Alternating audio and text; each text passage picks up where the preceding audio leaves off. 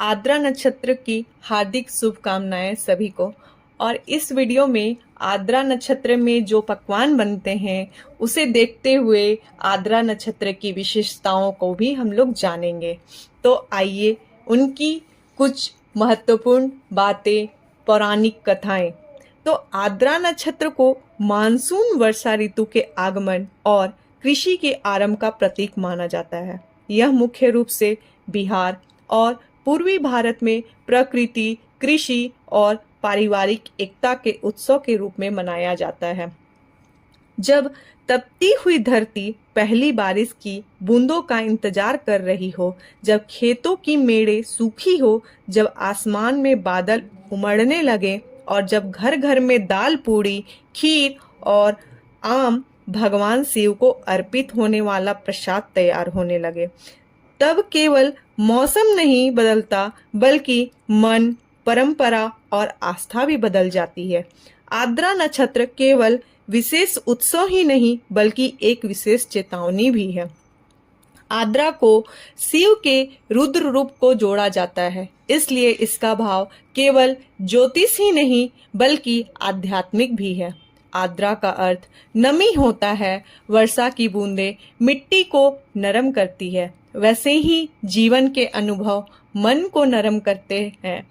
जब मनुष्य टूटता है तब उसके भीतर घमंड कम होता है, जब घमंड कम होता है तब भक्ति बढ़ती है। आद्रा इसी परिवर्तन का प्रतीक है।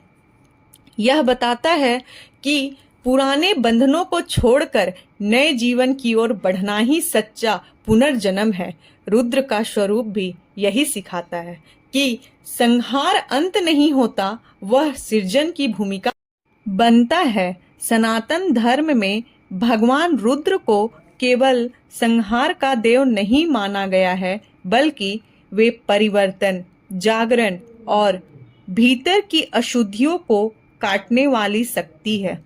इसी कारण आद्रा नक्षत्र के समय शिव उपासना का विशेष महत्व बताया गया है। जब सूर्य देव इस नक्षत्र में प्रवेश करते हैं तो धार्मिक मान्यता के अनुसार प्रकृति में बदलाव आरंभ होता है।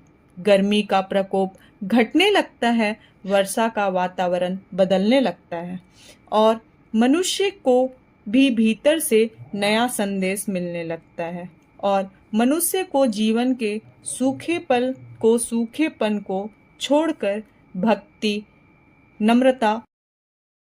नम्रता और कृतज्ञता को अपनाने लगता है।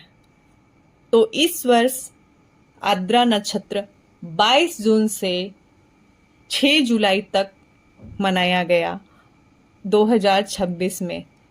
तो सभी लोग अपने अपने घरों में खीर, दलपूड़ी बनाए होंगे और भगवान शिव को अर्पित किए होंगे।